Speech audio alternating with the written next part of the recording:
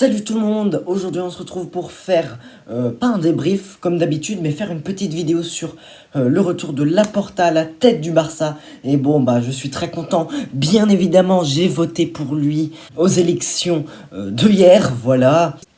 Mais on va un peu se calmer parce que là, on va commencer à faire une analyse simple de Laporta, voilà, pas trop détaillée parce que...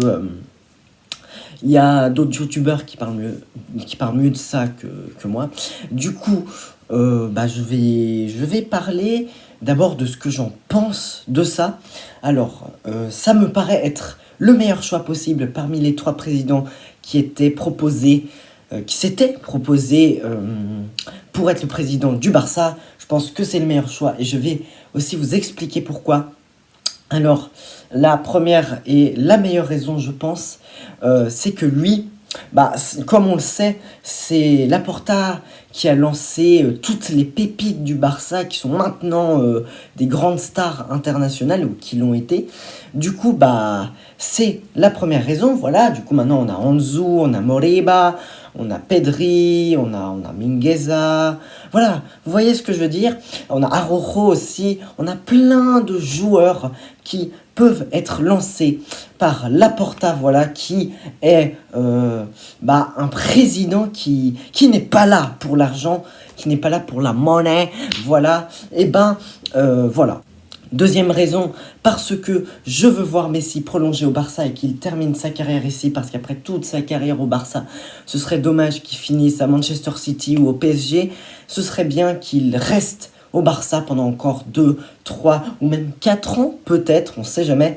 Mais bon, voilà, Messi, j'espère que tu vas rester. Et apparemment, ce serait très bien parti. Alors, bien évidemment, on n'attend pas une reconstruction immédiate du Barça. Il faut attendre quand même 1 an, 2 ans. Vous voyez ce qui se passe avec le Real.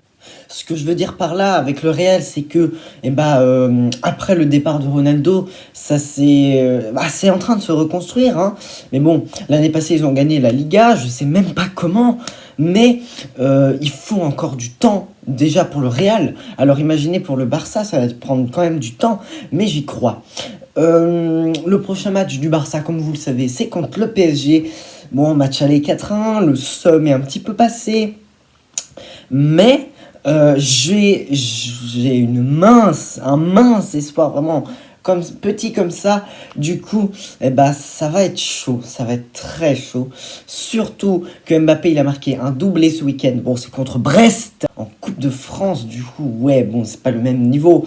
Je veux dire, il y a quand même un écart entre Brest, vous voyez, le petit Brest là, et le Barça, même si on dirait pas trop. Mais il y a un écart, Au niveau des transferts, voilà, on va parler un peu des transferts, parce que Monsieur Laporta, il nous a quand même indiqué quelque chose, voilà, ce serait la recrue Erling Haaland, voilà. Comme vous le savez sûrement, il a marqué un doublé contre le Bayern ce week-end. Bon, au final, Dortmund, ils ont perdu 4-2, mais qu'est-ce que vous voulez? Le Bayern, ils sont beaucoup trop forts. Je sais de quoi je parle. Du coup, Haaland, ce serait un très bon choix.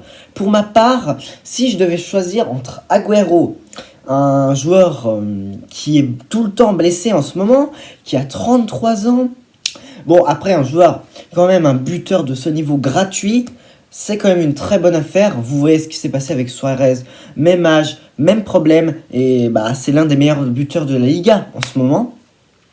Du coup, ça semble pas une mauvaise idée. Agüero gratuit, dit comme ça, c'est même une très bonne idée. Mais je vous rappelle que Haaland, il est en train d'enchaîner but sur but, que Laporta, il veut le signer et qu'il a une clause de libération à 75 millions. Du coup, voilà la différence. T'as un buteur gratuit qui a... Bon, c'est pas garanti. C'est pas garanti parce que si ça se trouve, il va se blesser et on va le perdre pour toujours. Mais ça peut être la même chose avec Haaland, on ne sait jamais. Mais ce que je veux dire par là, c'est que de l'autre côté, ça coûte cher, mais il est jeune et il a le temps de progresser. Du coup, ça reste un dilemme encore à choisir. Ça se trouve, on va prendre les deux. Et là, on aurait un truc genre Messi, what, ce serait abusé avec Griezmann, Messi, Dembélé, Agüero, Haaland, waouh, oh, ce serait incroyable. Mais bon, on va pas penser à ça. Rien n'est fait encore, pour l'instant on reste avec Braithwaite. Du coup, je sais pas qui prendre, voilà. À vous de choisir, personnellement, je sais pas, c'est beaucoup trop compliqué.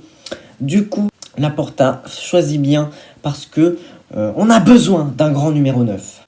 Du coup, voilà les mecs, c'est la fin de cette vidéo. Du coup, j'espère que vous l'avez aimé, bien évidemment. Vous pouvez vous abonner et cliquer sur le petit bouton like, voilà. Et on se retrouve à la prochaine pour le débrief entre le Barça et le Paris Saint-Germain. Salut!